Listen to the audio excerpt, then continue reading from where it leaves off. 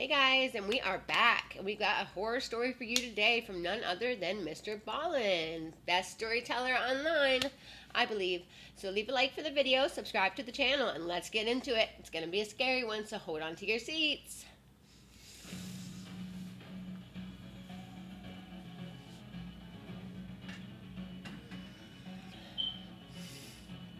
What's in the basement? Ooh.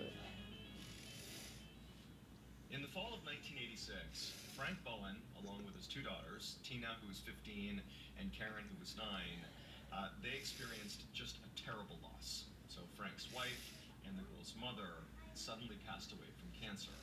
And so that in and of itself was obviously tragic and terrible, but what made it even worse is that, she had been a working mom, and her income was a vital part of just making ends meet in the Bowman household. And so as soon as she passed away, as much as Frank just wanted to be there for his girls to help them grieve the loss of their mother, he really couldn't. He started immediately having to pick up all these late night shifts at his job, again, just to make sure financially the family was whole. And so it's like within days of the mother passing away, Frank is out late at work, and these two poor girls are just stuck at home by themselves, It's a just nice totally house. grief-stricken and alone. And so in October of that year, on one of those nights where Tina and Karen were home alone and their dad was out working late, these girls, and you gotta remember, they desperately miss their mother. All they want is to just have one more interaction with her. I mean, they can't believe that she's gone. They were so close with her. It's like their whole lives have been turned upside down. And so on this night that they're home alone, putting themselves to bed, they start talking about how, man, I just wish there was just a way to communicate with mom. And at some point, one of the girls says, wait a minute, maybe there is a way to do that. So the girls owned a Oh no, Ouija board. I knew it was going to go here. I don't recommend using a Ouija board for anything. I did it once when I was younger, and I swear it's not going to do what you think it does, but it can let some stuff through, and you might not like it. So I wouldn't recommend using it. I understand grief. I understand people wanting to talk to their loved ones, but this is not something to play around with. I know firsthand. And a Ouija board is basically a way people believe they can speak to the dead. It looks sort of like a game board. It's got letters and numbers on it, and it's got a yes and a no on there. And there's this thing called a planchette, which is basically like this little free-floating dial, almost like a pointer that you can place on the board. And people that use the Ouija board will place their fingertips right on the edge of the planchette.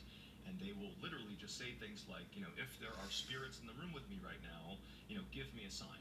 And in theory, if there are, the spirits will move the planchette around so people have their fingertips on it, but they're not controlling it, and it will move around the board and land on yes or no, or spell things out, or give numbers. It's just a way people believe they can speak to the dead. And so Karen and Tina are like, why don't we get our Ouija board out and have a seance? Let's try to communicate with mom and see if she manipulates the board and gives us a sign that she's here with us. And so, Tina and Karen, they get their Ouija board, they go down into the basement of their house, they lay it out, put their fingers in the planchette, and after a minute, one of the girls is like, hey mom, are you here with us right now? And they have their fingers on the planchette, but nothing happens. So again, the girls kind of wait a minute, and they try again, mom, if you're here with us right now, please, anything, just move it even a little bit. Show us you're here with us right now. Nothing happens.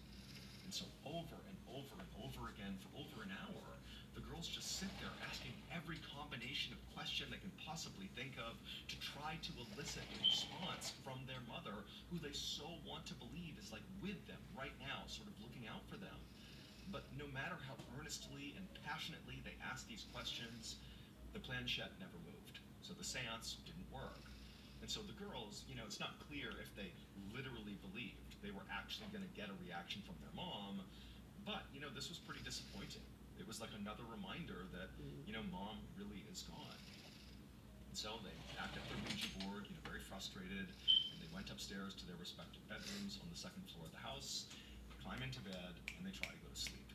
So their father is still out at work. He won't be home for some time, and the girls know this. They know that they are home alone until they fall asleep. And so they're laying in their bedrooms. It's totally dark. It's quiet. And as they're laying there, the girls begin to hear a tapping sound coming from somewhere in their house. Now, it was clear to them that the tapping was not coming from the floor of the house they were on. It was coming from somewhere either on the first floor or maybe down in the basement. tapping sounds didn't really alarm them at all. Just sort of No. sounded like, house sounds at night. The sound of machines whirring or clicking, or maybe branches outside striking the side of the house, or who knows what. But they seemed sort of like harmless sounds that you would expect at night. However, as the tapping sort of persisted, it wasn't really consistent tapping sound. It was more sporadic, but it was consistently sporadic. Like it was obvious whatever this was, it wasn't stopping. As that continued, the girls began to tune in more and more to it and started wondering, like, what is this? And at some point, the younger of the two girls, Karen, the 9-year-old, she started to get spooked. The sound was kind of freaking her out. And so she got out of her bed, and she left her room, she goes down the hallway, she comes into Tina's bedroom, and she goes up to her big sister, and she's like, do you hear that tapping sound? And Tina's like, yeah, what is that? And so the two girls, they leave Tina's bedroom together, go out to the hallway, they can still hear the tapping, it's kind of coming from downstairs somewhere, and the girls, they walk to the top of the stairs, basically looking down the stairwell that wraps down to the first floor. They can't see the first floor, they can only see, the halfway point, the landing, and they're hearing the tapping sound coming from somewhere down there, and the girls are just kind of listening, not really reacting. And at some point, one of the girls says, wait a minute, what if this tapping sound is Mom? What if the seance we did worked? What if she is here and now she's giving us a sign that she's with us right now? What if it's her?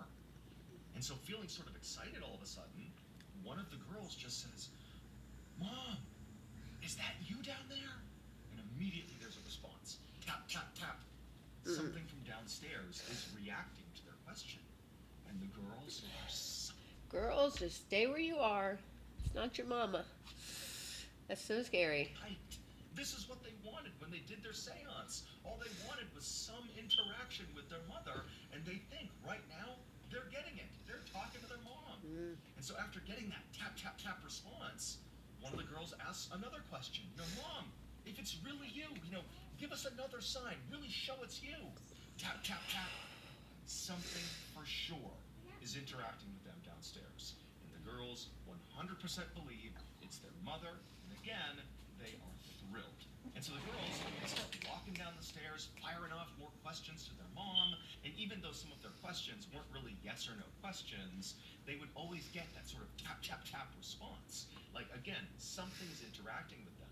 And as they made their way down to the first floor, and they're hearing this tapping, they're sort of following it around, it eventually brings them to the head of the stairs that leads down into the basement. They open up the basement door, and they're asking more questions, they're getting those tap responses, and it's clearly coming from downstairs. And even though the girls are really excited, it's gotta be Mom, they weren't so confident that they were prepared to go down into the basement to follow after this tapping sound. So they sort of stopped at the top of the stairs, looking down into the basement.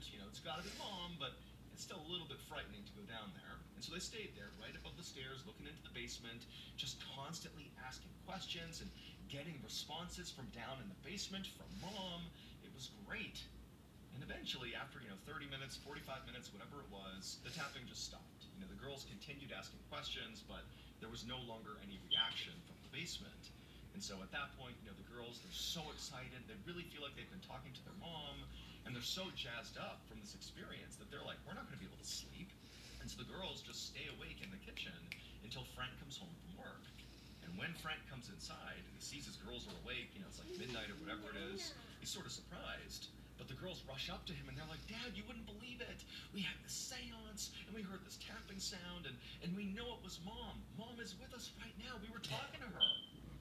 Now, Frank, he's totally caught off guard by what they're saying, but he also knows his girls, they're going through this horrible time in their lives. I mean, they've just lost their mother. He can't even imagine their level of grief. I mean, he's obviously grief-stricken, but this is their mom.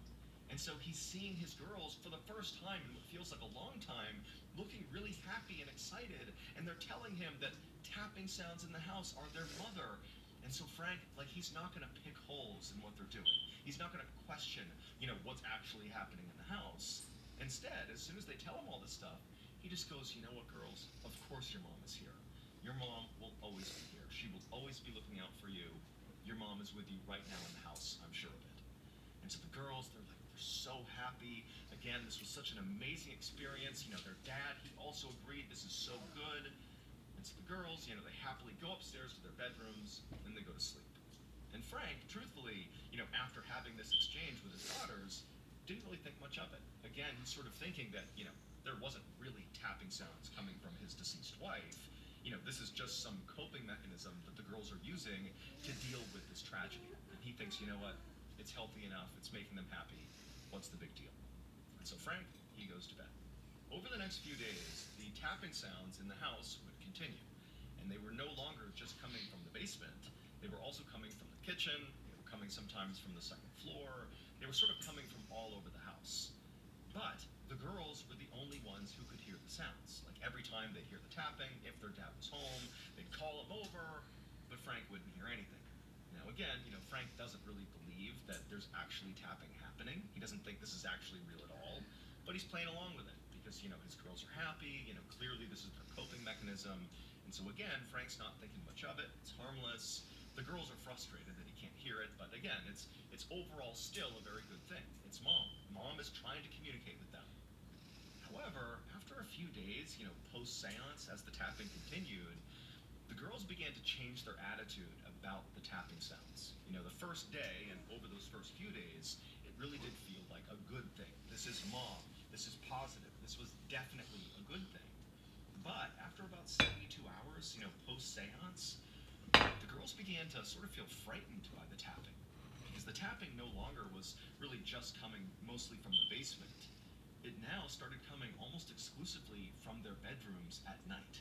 So they'd be laying in bed and they'd hear, tapping underneath their beds. They'd hear tapping in their closets. And it was frightening. And they would call their dad in and he'd come into their bedrooms and he wouldn't find anything.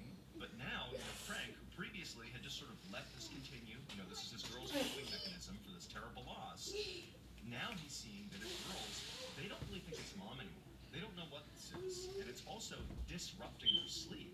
And so now it's not a healthy thing anymore. This is a problem. Like it's disrupting his girls' lives.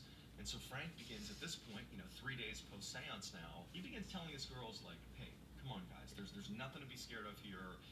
These tapping sounds are just normal house sounds. You're overthinking it. Like there's nothing that's gonna harm you in the house.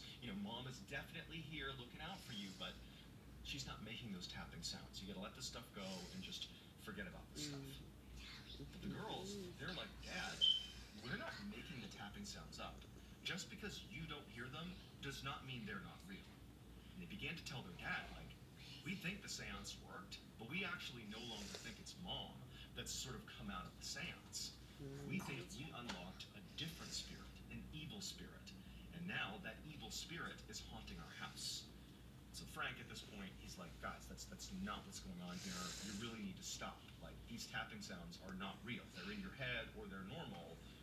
And so Frank and his daughters really began to fight over this because the girls, they know they're hearing sounds, and Frank's like, I'm not. And so they're really starting to fight over it. The girls, they're getting more and more frightened just being in their house, in particular at night when these sounds would typically start. And so fast forward about a week after the seance, and now the girls really are so scared to be in their house because of this tapping, which they believe is now this evil spirit in their house. They're finding all sorts of excuses to just stay out of their house. Like when dad's at work late, they're trying to stay at their friend's house and not be home because it was too frightening. And Frank, he's sort of at his wit's end with what to do with his girls. Because now this thing that's going on in the house, this delusion, as he believed it was, that his girls were suffering from, it was really disruptive and unhealthy. And he began telling his girls, like, if you can't stop with this whole tapping delusion, you're going to have to go to grief counseling. Like, this is too much. God, could you imagine if you were hearing tapping noises in your house and your father just would not believe you and it was really going on? That would be horrifying. And so, again, fast forward about a week here, and that's what's going on in the Bowen household. And on this particular day, the girls, Tina and Karen, they didn't have a place to go that night. They didn't have a friend who was available. So they're home at their house alone. Frank's out for the night doing a late night shift. And the girls, they're in their kitchen just kind of hanging out. They're pretty anxious here. And they start to hear tapping sounds coming from the basement. Now, by this point, the tapping sounds were so common that just hearing the tapping sounds was not like this horribly frightening thing. It was just sort of this very unsettling thing where nobody knew what they were. Again, the girls think it's something evil. But on this night, that the girls are alone, dad's gone, Tina, the older of the two, she says to Karen, like, Dad doesn't believe us. He does not believe that there's tapping sounds in the house. And so we, right now, need to go down in the basement and investigate. Because if we don't, no one's ever going to look into this. Like, nobody believes us. And Karen is horrified at the idea, Karen's the 9-year-old, of going down into the basement, to go see what this tapping is, but she doesn't want to be away from her sister, and so she's like, okay. And so Tina gets a knife from the kitchen, she goes to the door to the basement, Karen follows right behind her. Tina, she opens up the door, and the two girls begin going down the steps. And once they get to the bottom of the steps and they're in the basement, it's just this kind of blank slate down there. There's a washing machine and a dryer, there's some boxes, but it's just sort of a dank, sort of open, nothing cellar down there. And the girls, when they got down there, they're looking for the origin of this tapping sound, and on some level, they expected to find something that was making these sounds, because they've been hearing these sounds. For them, it's not a delusion. Like, every time they hear these sounds, they are real to them.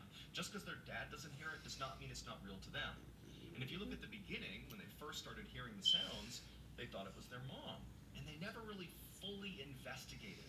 They maybe didn't want to find out that, perhaps the tapping sound was, a washing machine or something, because that would destroy the illusion that it was their mom. So they never fully investigated then. And then the next few days after that, when it sort of transitioned and became a scary thing, the girls also never really investigated because it was scary now. They didn't want to know what was making this tapping sound.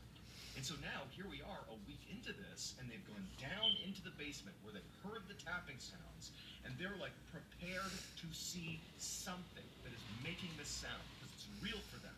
Like, maybe it's a raccoon or some animal that's gotten into their house, but there has to be something, because they hear these sounds. But now they're looking around this basement, and there's nothing. There's nothing that could possibly be making this sound, and the girls are horrified. And so after being down there only for a couple of minutes, Tina, who's got the kitchen knife, she's like, Karen, let's get out of here. Like, this isn't right. Let's get out of here. And so the girls turn around, and they begin going back up the steps, and as they do, they notice something on the stairway wall that they didn't see on the way down. Written in red on the wall are the words, I'm in your closet, come find me. When the girls see that, they are horrified. And they sprint up the stairs, they Oh, I would still be screaming. I would go out of the house. I would call my dad. I don't know. It's crazy. bolt out of their house, they go to their neighbor's house, start banging on the neighbor's door. The neighbor comes to the door, and he's like, what's going on? And the girls are like, oh my God, we had this seance, we've been hearing tapping in the walls, and now somebody's written on the walls, we don't know what's going on. And the neighbor is so confused, really doesn't understand what's happening, and he's like, look, girls, just come into my house, you're safe here, we'll wait for your dad to come home, he'll know what to do. And so the girls, they're hysterical, they go into the neighbor's house, they shut the door, and they wait. And then a little bit later, Frank Bowen, their dad, he comes home, the neighbor immediately flags him down and calls him over, and he's like, look, here's what happened, your girls came over, they said, something about writing on the walls, I don't know. And Frank's like, okay, all right. He tells his girls, like, look, stay here, you're safe here. I'll go check the house and make sure nobody's in there. Frank, at this point, in no way suspects that there's anything, evil or bad in his house. He thinks this is just a continuation of this delusion the girls are sort of acting out. And so Frank, alone, goes back to his house. He opens up the door, he goes inside, he searches the house, and he looks everywhere, but there's nobody in the house. He does find the writing in the stairwell going down to the basement. It does say, I'm in your closet, come find me, but it's written in ketchup. And so after, again, searching the whole house and finding nothing other than this writing, Frank goes back over to the neighbor's house, and he talks to his girls, and he's not mad at them. In some ways, he feels like all of this is basically his fault. Like, he should have handled this more aggressively at the beginning, and he let it get to this point. And so he tells his girls, like, look, I know that you wrote those words on the wall. I know that all of this is sort of a delusion that's playing out that started with, something good. You thought it was mom, but now it's become something that isn't good. It's disruptive. You convince yourself the house is haunted, and I'm very worried that this is a product of grief. Like, grief is leading you to do these things, and it needs to stop. And so starting tomorrow, you're going to go into grief counseling. We need professional help here to make sure you girls are taken care of. I should have done this from the beginning, so we're going to make that happen right now. Now, the girls knew they didn't write that on the wall. They're not making the tapping sounds, But they also knew their dad 100% didn't believe them, like zero, and it was not going to change. And on some level, like they think maybe there's truth to what he's saying. Maybe they are so grief-stricken that they've convinced themselves of things that are not real. And so in this sort of vulnerable moment where the girls are totally upset about what they've seen and what they've heard, they just tell their dad, like, fine, like, whatever, we'll go to grief counseling. And so sure enough, the next day, the girls would start grief counseling, and right away, all the tapping in the house, all the writing on the walls, all that stuff stopped. Like, peace returned to the Bowen household, at least at first.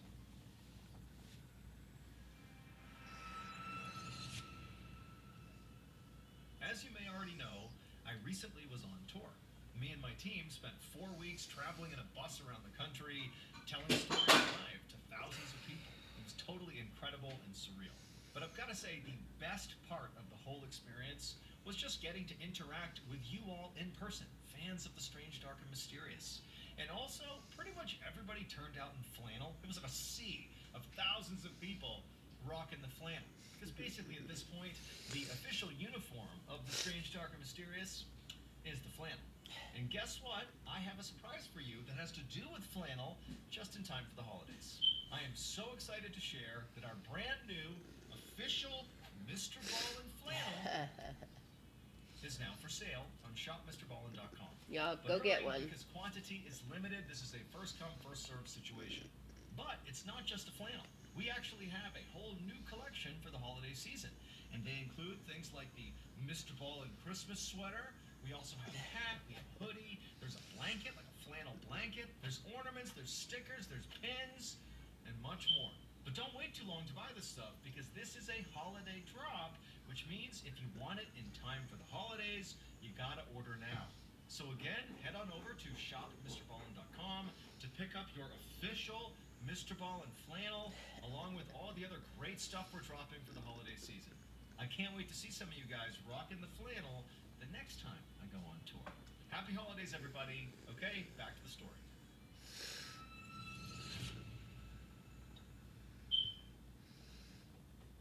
Fast forward 3 weeks to December 8th, 1986. So this is 3 weeks after the girls began their therapy.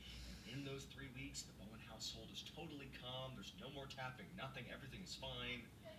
But on December 8th, Frank, along with his 2 girls, Tina and Karen, and their friend, Kathleen, they had been out for the evening, maybe getting ice cream or going out to eat or whatever, and they come back to the Bowen household. And when they do, it's nighttime, so it's dark outside, and Frank, he goes up to the porch, he goes to the front door, and as he's about to open up the door, he looks through one of the windows of his house, and he sees there are several lights on in the house that he didn't remember leaving on before they left. And so he just thinks, that's weird. Like, I could have sworn I turned those lights off. He's kind of looking back at the girls right behind him, sort of wondering if maybe they left the lights on, but he's like, oh, that's weird.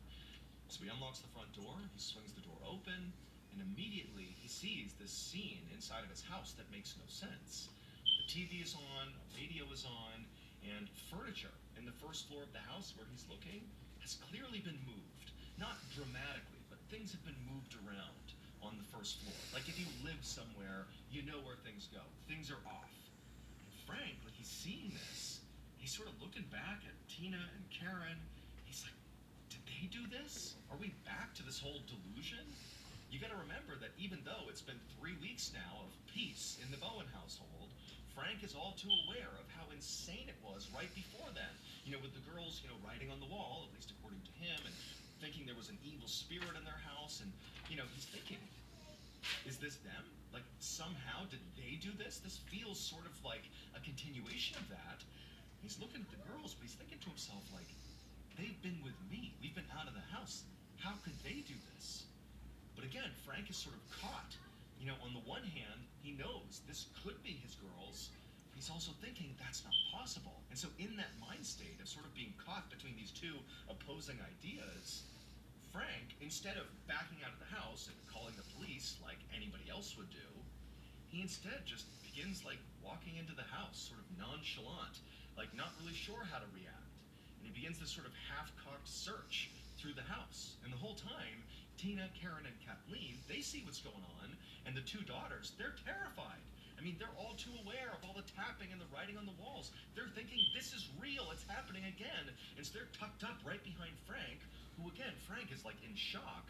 He's just like wandering through the house like, what's going on here? Turns the TV off, he's walking around, turns the radio off, he's moving furniture back around, and he can't believe it.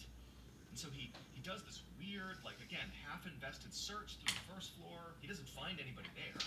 Goes to the second floor, does the same search. Again, all three girls, the two daughters and the friend, are right behind Frank because they're so scared. They do the search of the second floor, nobody there. They search the attic, nobody there either. They go down to the basement, nobody in the basement. Like there's nobody in the house. And so Frank is like, what is going on here? And then he remembers there's actually a room on the first floor of the house that he forgot to search. It was just a front room of the house right off the front entrance. You know, when he began the search, he just sort of overlooked it because he was sort of in a daze. And so he's like, okay, I'll go back up there and I'll search that last room and then I'll know the whole house is secure. Nobody's here. And so Frank goes back up the basement stairs to the first floor. The girls are tucked up right behind him, still so scared. And he makes his way towards this room, and this room overlooks the front of the property. There are windows looking out to the road.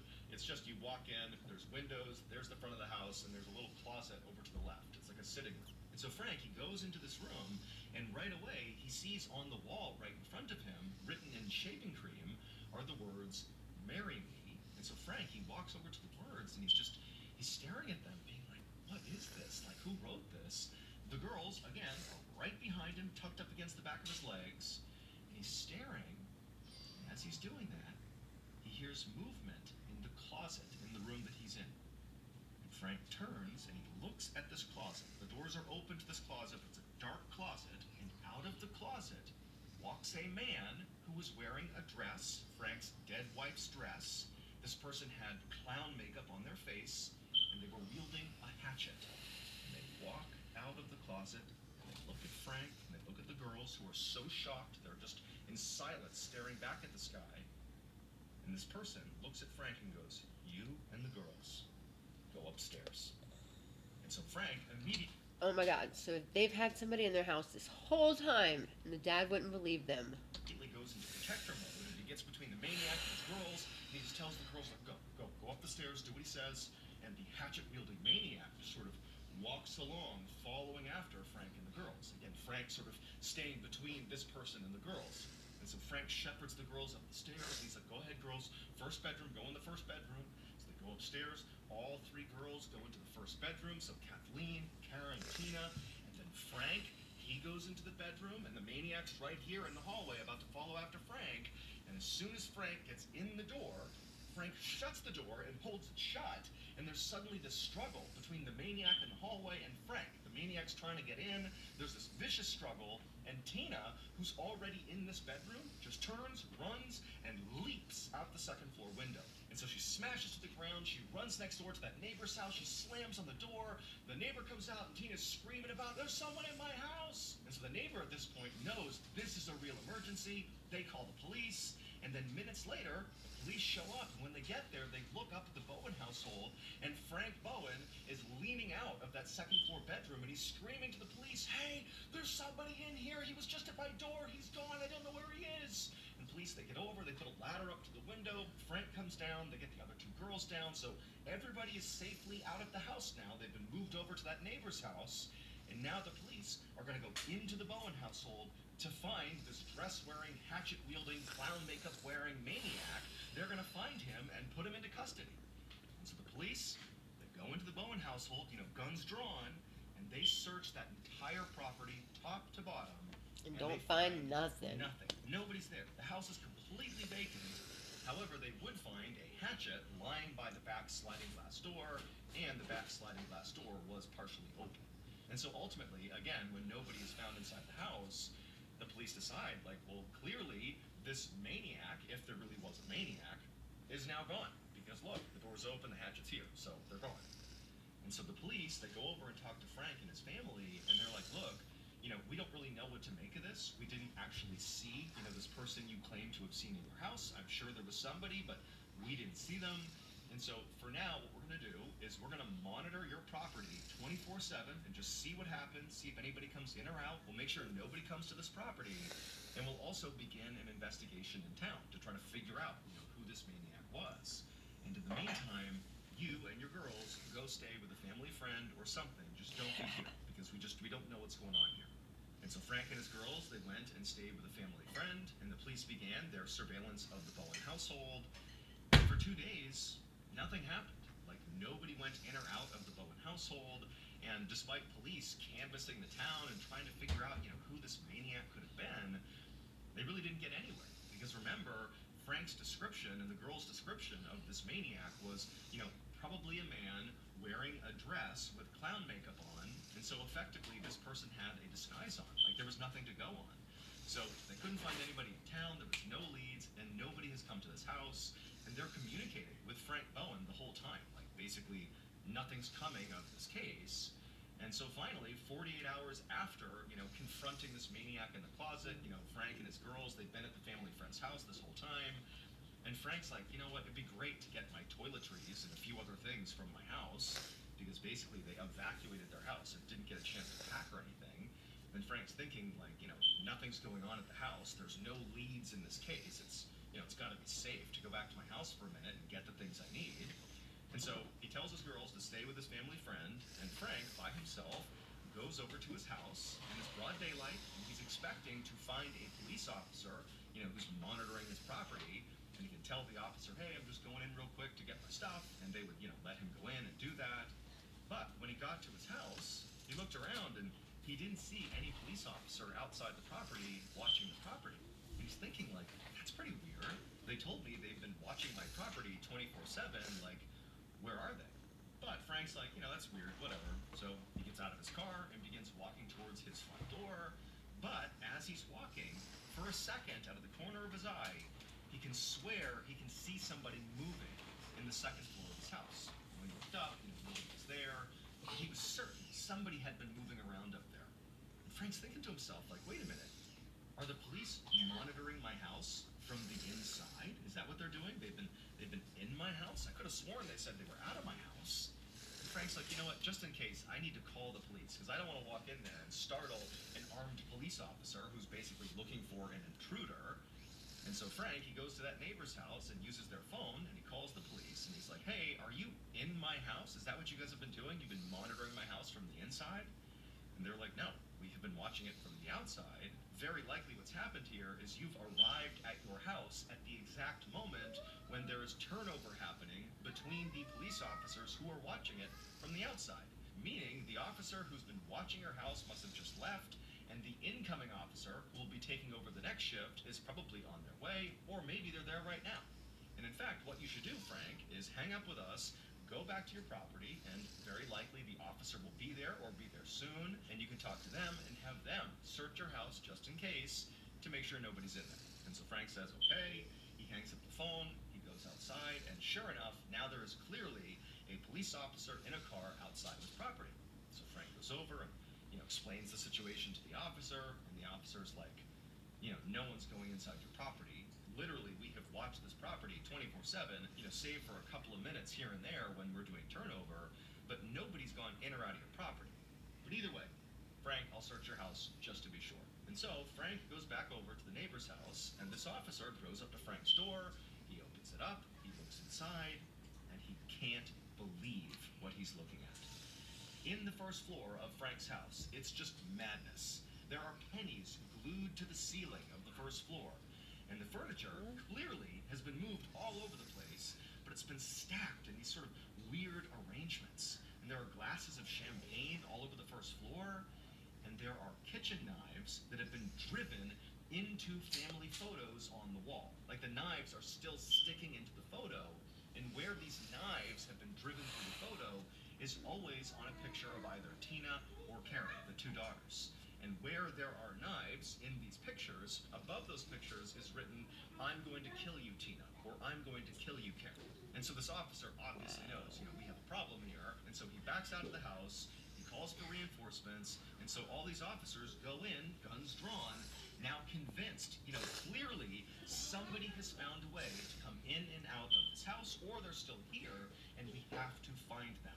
Like, clearly, the Bowens were not lying about this horrible, maniac that they encountered in the second floor of their house when police first showed up. Clearly, that must have happened because they didn't do this. Somebody else did, and they gotta be here. And so police, they tear the Bowen household apart, looking for this maniac. They look everywhere, and they can't find anybody. There's nobody in the house.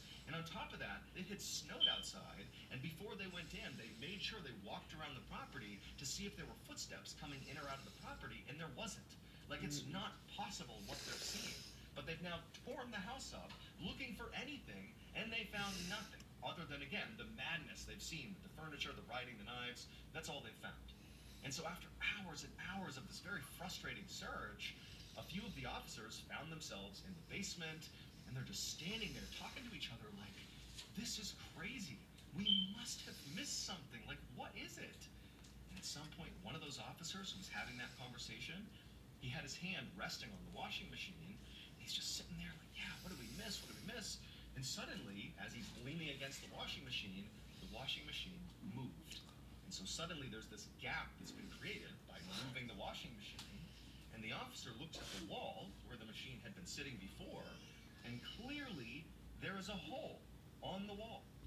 And the officer gets out his flashlight, and he looks in the wall and kind of scans down, and he sees there's this tunnel that's been burrowed in the wall of the basement. And it goes over to the corner, and looking back at this officer is Danny LaPlante. He's crouched down, he's got a So it is a guy, and they busted. He's busted. Thank goodness. This is starting to freak me out. hatchet over his shoulder, he's wearing a dress, and he's staring back at this officer. I'm going to tell you about Danny LaPlante because this story takes a very dark turn. So, Danny LaPlante was 16 years old at the time he was pulled out of the wall. And 6 months prior to being pulled out of the Bowen household's wall, Danny had had this very brief interaction with Tina Bowen, the 15-year-old. Apparently, they went to school together or had some interaction in town, but Danny had sort of fallen in love or had some sort of romantic interest in Tina, and he felt like Tina had rejected him. Now, Tina did not remember any of this with Danny. This is entirely Danny's memory of what happened. But either way, 6 months earlier, when he had this sense of rejection from Tina, Danny responded to that by breaking into the Bowen household, cutting a hole in their walls, and burrowing tunnels in their walls. And for 6 months, Danny LaPlante lived in the Bowen household in their walls. Now, Danny was not able to access the entire house through the wall in the basement. He could basically maneuver in the basement and partially into the first floor, but in order to get to the other parts of the house, Danny had to leave the wall. And so routinely, over these 6 months that he was in their house, Danny would literally, while the family was home, just get out and wander through their house, like as the family is just living there, and they never noticed him. And so for 6 months, Danny spied on that family 24/7. And when the girls had that seance with the Ouija board to try to contact their mother, Danny was downstairs in the basement in the walls watching, and he saw an opportunity. He thought, I'm going to pretend to be their mother and screw with them. And so when they heard that tapping sound, that was Danny pretending to be their mom. He was absolutely trying to get them to believe their mother was here. But then, whenever Frank was around, Danny would stop the tapping and sort of let Frank believe the girls were making it up. And then gradually, Danny sort of transitioned from it's your mom and it's good to actively trying to terrify the girls. He began tapping at all hours of the night. He began sneaking out of the wall, going upstairs to the girls' bedroom, flicking the undersides of their beds, going in their closet, tapping in their closet, and then making sure to be hidden or escape before Frank came in. I mean, this is absolutely psychotic behavior. But it gets worse. So Danny is taken out of the walls and he's arrested. But then 10 months later, when he is awaiting trial, Danny is released on bail. And while he is on bail, he would sneak into another family's house in Massachusetts, the Gustafsons' house, and unfortunately, that family would not escape Danny. Danny would murder 3 members of that family for really no particular reason. He just picked a family and killed them. And so very likely, if Tina had not leapt out of the second floor window, Oh my gosh, what a psycho. This story is creepy. And the second family, they let this guy out on bond. Are they crazy? Who would do that? When Danny revealed himself in that dress with the hatchet and got them to go up to that bedroom, if Tina hadn't leapt out and if Frank hadn't held off the door like that, almost certainly Danny was corralling that family into that room to kill them with the hatchet. But Tina basically saved their lives. As of this video, Danny LaPlante is still alive and he's serving multiple consecutive life sentences, and he actually recently was put up for parole. He didn't get it, he did not get parole, but during his hearing for his parole, when he was rejected, he was determined to be one of the most psychopathic inmates in the entire prison system. And now, All right, that's the end of the story. Creepy, wasn't it? Good thing this guy's spending the rest of his life in jail, and hopefully will never be paroled. What a psychopath. But until the next one, love, peace, I'm out.